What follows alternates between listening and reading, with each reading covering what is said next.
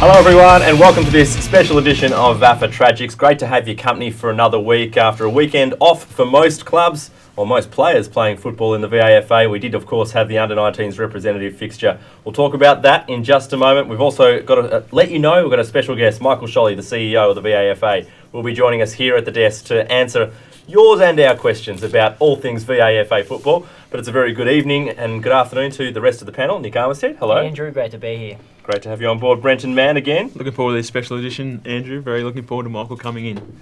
Nick, we better touch on the representative football on the weekend. It was the under-19s, the VAFA representative side against AFL Victoria Country's under-19s.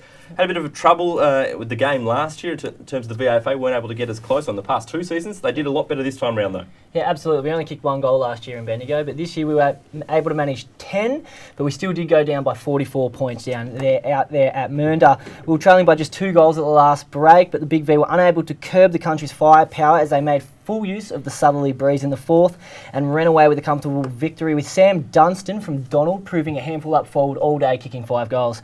Despite the loss, the Big V were brave throughout the entire game, and they reduced the 31-point half-time deficit to just the 12 points on the back of a standout third term by Chris Hughes from St Bernard's, Alex Mastromano, who's 17 years old, from Old Brighton, Tom McKenna from Mazenod, and the spirit of the Big V recipient, Lachlan Burne-Jones from Old Scotch. Mastromano and Hughes were particularly dominant during that third quarter, kicking 2 goals each after the margin blew out to 43 points midway through the third term. Christian Carnival led from the front. He was the skipper. He led from the front all day. He was often at the coalface, getting those contested balls, and it really was a great performance. Would have been exciting at the huddle at three-quarter time when the Big V, and we talk about the Big White V against the Big Blue V of the country, they come into the huddle, they're right in the contest. The words of the coach at three-quarter time, we're right in this, we can win it? Absolutely, very. He's very understated. He keeps his cool. David Gately, exceptional coach. He's just the same message as run hard. It was the contested ball in the middle and it was running. It just keep running. When they stop, we run. And that was the main message. And it was pretty exciting, but unfortunately that breeze and their firepower through the midfield, that killed it in the last quarter. Conditions at Mernda, right place to play the game? Absolutely. The ground was fantastic. It was not mud to be seen. It was just a pretty stiff breeze. That was the only disappointing thing. result all the same for the VAFA. We'll chat about that, I'm sure, with Michael Shelly when he joins us on the panel. On that quick summation of the footy from the weekend, we'll take a break and be back with the headlines and Michael Shelly to join us at the desk right after this. Anytime is the right time to get fit at Anytime Fitness. Access over 400 gyms across the country 24/7 and discover why more Australians train at Anytime Fitness than any other gym. Go online and register now for your free 7-day pass and feel something better. Welcome back to the Tragics, and as you can see, we've made room on the desk for the CEO, Michael Shelly of the VAFA, to join us. Michael, very good evening, welcome. Good evening, Andrew, and thanks for inviting me. Great to have you on the Tragics. So we're looking forward to talking to you about a number of issues. Firstly, how's the season going so far in your view? Extremely well. We've been really pleased with the senior sections. All of them are very competitive, with all sides changing places nearly every week. So certainly Premier. Not sure how that's going to conclude, so we're all awaiting a big end of the year, and I think we can go through all the grades and see that each grade is competitive right down to the bottom. I think a few weeks ago we were probably thinking the relegated sides were pretty much summed up, but over the last 2 weeks we've seen Parade win, we've seen sides down the bottom, St Bernard's had a win, and Carey had a great win on the weekend too. So we're looking forward to those relegation games, which in VAFA football are probably the peak games at the end of the year. I want to start with the questions, if it's all right. I just want to start with representative football, obviously with the under-19s getting defeated on the weekend. So since March last year when we won the Metro Champs for the second consecutive year, the Big V has been unsuccessful on 5 occasions, 4 of those times against AFL Vic Country, once against the SAFL.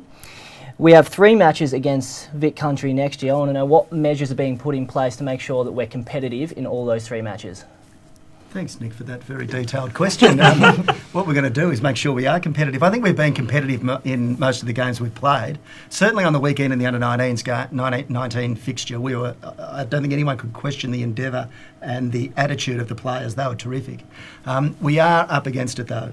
AFL Vic Country are a formidable opponent. Just on the weekend when AFL Metro, the combined leagues all played against them, they won by 40 points. So when we play against them, we know we've got a battle, But it's about how you approach the game that's important.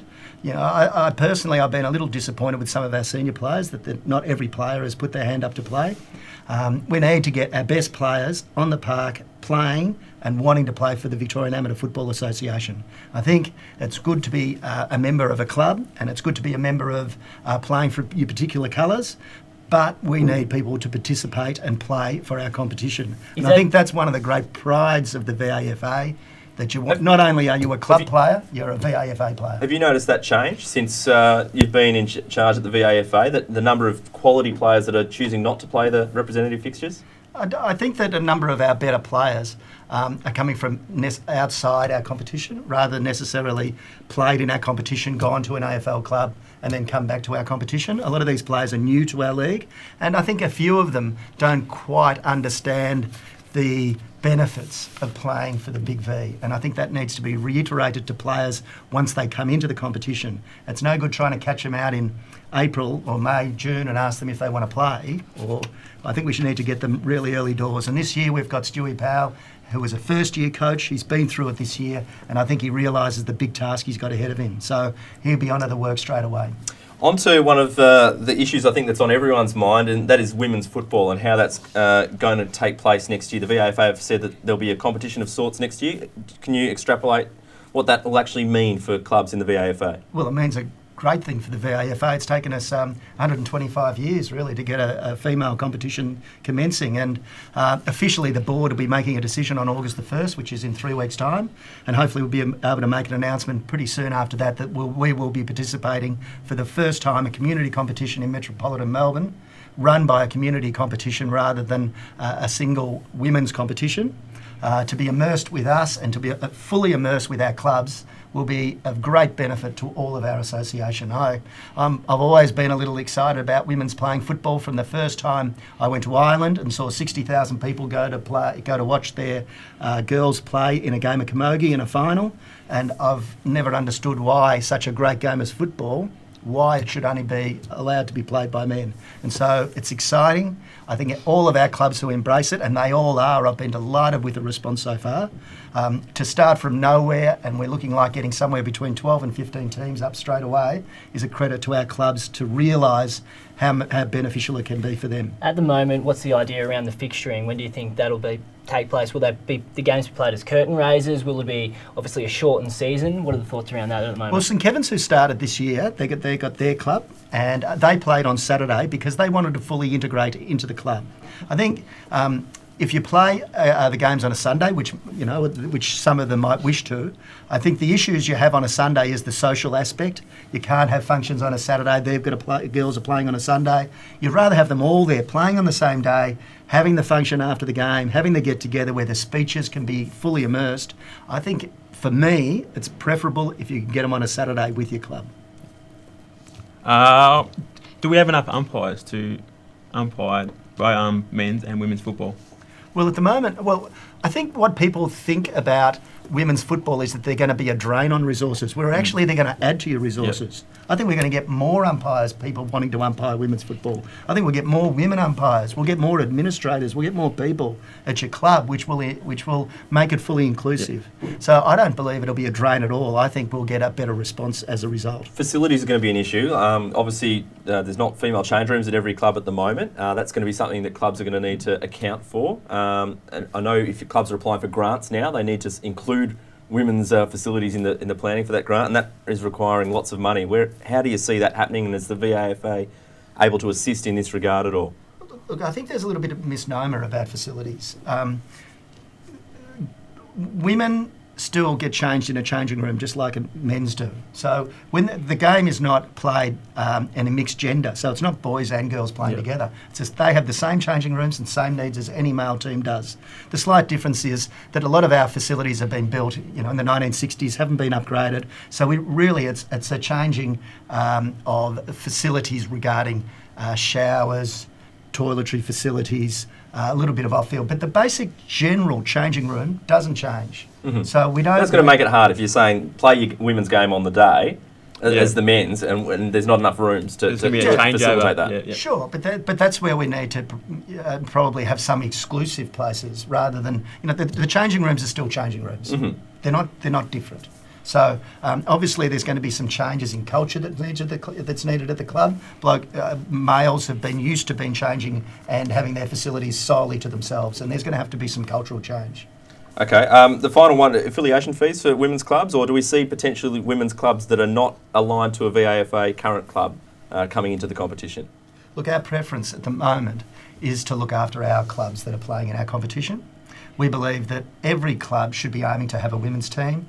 Affiliation fees will be minimal, but that will be according to what the how many rounds we have in the season. So that the details surrounding rounds, finals, number of players, how many umpires we provide, are all in the detail, which will be done really after we've decided to progress. But we would hope that the affiliation fees of a female competition wouldn't be restricting anyone from entering a team. Okay. We'll move on. Competitive balance. A lot of talk about the way that the competition gets restructured in the under-19s, etc. And we see that with the thirds competition, multiple teams from the same club entered in the Premier Thirds competition.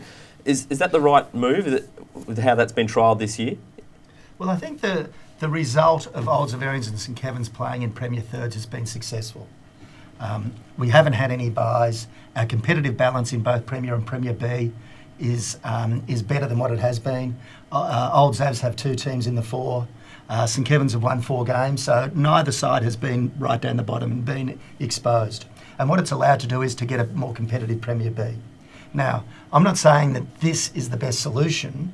What it's provided, though, is the best solution for 2016. Moving forward, we might have to consider some different makeups because it's not the best environment for a club to be playing against one team against the other. We're working through a solution. We'll be working through different possibilities. We've done some research just in the last week where the average age of our thirds competition is 23. The average age of our Club 18 competition is over 27. So it is fulfilling that place of the player coming out of under-19. So there is a 4-year gap between the average player in Club 18 compared to thirds, which is what we're trying to fill. Just on the VAFA's target of the Club 80 target, where are we at with that? With the Club 80 clubs in the VAFA. That was probably about 5 years ago, that Club 80, when we were considering that. I think we're probably more around to the Club 60 at the moment. Yeah.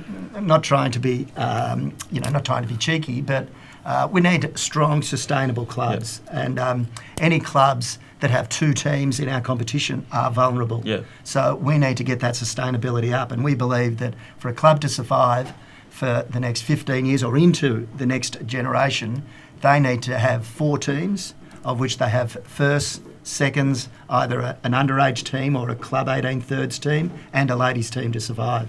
If that means amalgamations occur to assist with facilities, if it means that sides join with their junior club or whatever that makeup is, we need to be looking forward. And we've met with all of our 2-team clubs in June, and they were all very positive about their responsibilities about sustainability of their club.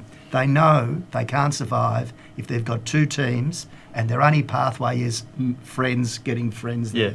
I just want to move back to the under-19s, and what are your thoughts on maybe lifting the age to under-20s? So that pathway isn't that big gap, 4 years that you were saying, between Premier Third sort of stuff? Well, the pathway...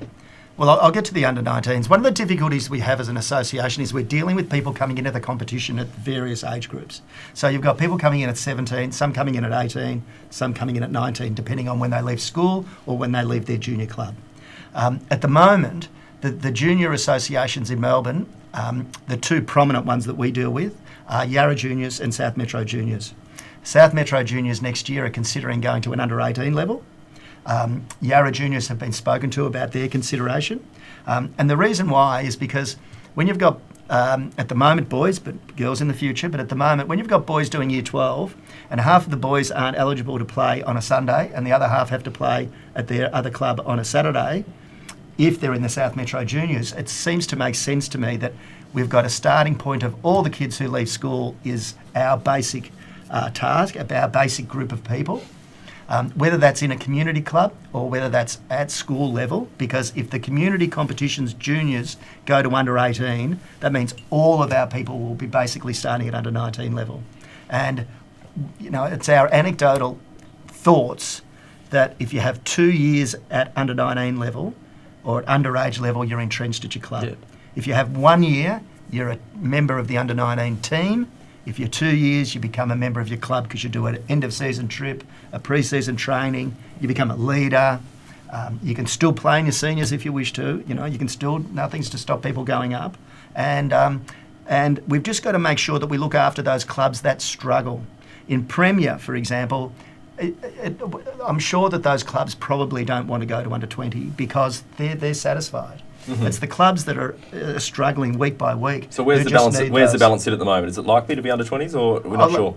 I wouldn't have thought we would go to under 20s unless the junior competitions fell in line. If the junior competitions remain at under 17, then I doubt whether we would. We've got to keep moving. A lot to get through. Sports Cover Arena had a fantastic announcement about the potential or the redevelopment plans for Sports Cover Arena. Where does it sit? When are we going to see the first sod of soil sown? Well, that's always a difficult task. But we've got a meeting next Monday at Bayside Council with all of the stakeholders again. We meet on a weekly basis, but this one is to try and finalise this is with the architects. And if that meeting goes well and the ensuing meetings over the next few weeks are all positive, then April 1 next year is when the building can get done or commenced. The Oval has to either get done on October 1st this year or October, around that time the following year. The grass grows obviously better during the springtime. So if it can't get done this year, it'll be done the following year. But we're anticipating that the pavilion itself and the buildings around the infrastructure on the outside will be able to commence in 2017. And as I said, that the new ground either in 2018 or the start of 2017, but probably more likely the year after. So we're looking maybe 2018 before the whole lot will be done. ready to go. Yes. Excellent. Old Melburnians remain a big part of that? Yes, they do. They've been a major contributor there. They played their home games this year. It was on the back of Old Melburnians departing the Junction Oval that we were able to establish negotiations with the state government, and they provided $3 million to assist us. And it's really been, it's been a good partnership with Old Melburnians thus far, and hopefully they're able to enjoy having a home ground for the first time in 30 years. Does this upgrade mean that the William Buck Premier Grand Final will be back there for good, as it has been in the past, or will remain at Icon Park? No, not necessarily. I think I think it's our feature. It's our peak. The Sports Cover Arena, one of the benefits of Sports Cover Arena is that it provides multiple options for us. So it provides a base for our umpiring, our administration, which probably saves us $100,000 a year in rent and ensuing costs. It provides a finals ground. Doesn't necessarily have to be the Premier final. It can be a major final, and we can always go outside if we view that the other facilities are better, whether it's at Icon or Sandringham or Punt Road or the new development that gets done by Eddie Maguire in Swan Street. So there's no coincidence that when Lenny departed in the VAFA that the redevelopment got put through, the funding just freed up a bit from his salary? No, I think it was more his expertise in Hawthorn being able to Jeff Kennett and those people. William Buck Premier Grand Final, do we know where that will be this year yet? Well, we're anticipating it's still going to be at Icon Park. They've advised us that we are able to play there. But over the last few weeks, we've noted that games have been kicked off because the conditions there are poor. But they were initially considering a renovation at the ground, but we were advised that we were okay to play again this year. We'll see. Watch this space. I'm sure it'll be announced soon. Another one that's come to light, I've sort of come across a recent submission to the VAFA about the application to have alcohol, the way it's served at games increased to include extending function times, potentially from the 2 o'clock cut-off into early parts of the match. Thanks, Andrew, for that. So I'm just wondering... This is always probably one of the most delicate points because we understand that the opportunity is for revenue raising for clubs. We understand the restrictions of when you only have a 2-hour event compared to a 3-hour event.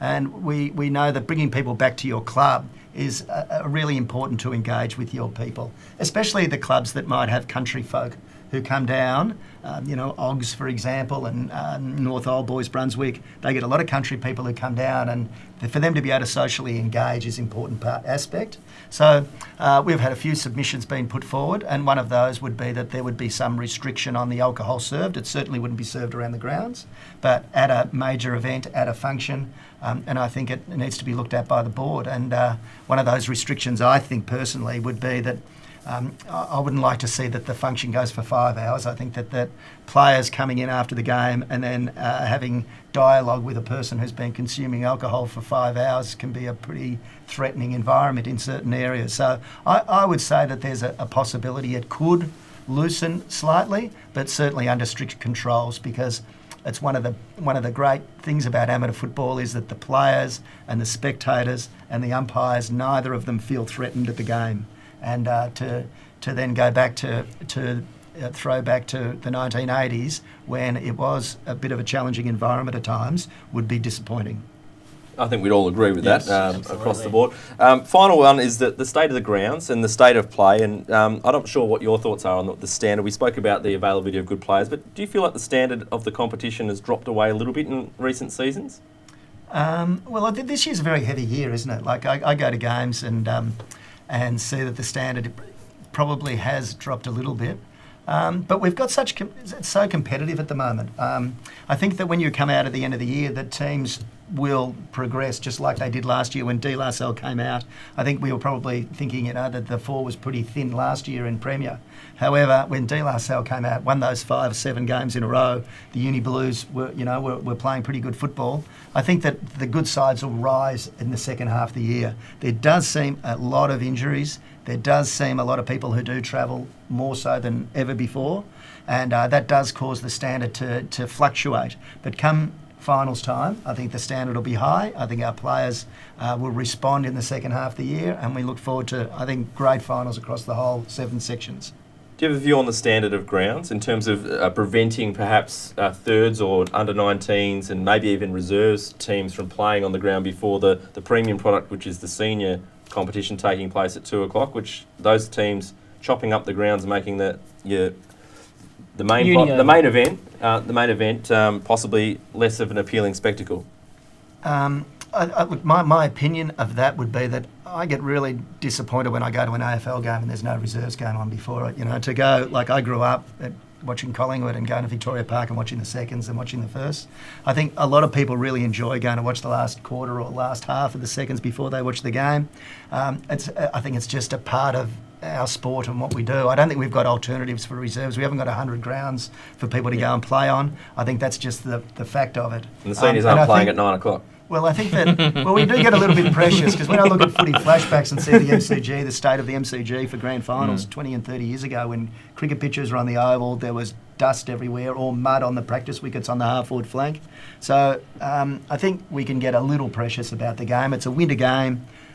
All different shapes and sizes are able to play it, and that's the benefit of it. So maybe some of the heavier, slower blokes, this is their time of the year when they rack up the Brownlow votes. Not like you, Lenny, who would have been an outside player. Lenny would have loved the sun on his back. He's an August man, Lenny. Very much an April and September fair weather player I would be. No, I love the wet weather. Michael, we really appreciate you coming in. Thank you. I hope it's not been too much of a grilling for you. No, got through it okay, hopefully. Are you a Tragic? Do you watch the Tragics? I watch it every week. Very good. Well, it's been a pleasure having you on board. Gents, we'll be talking about all things of VAFA again next week. Great to have your company, Nick. Cheers, Andrew. Brenton. Looking forward to it, Lenny, and thanks, Shell. Thank you, Brenton. Once again, thank you, Michael, and we'll catch you again soon on the Tragics.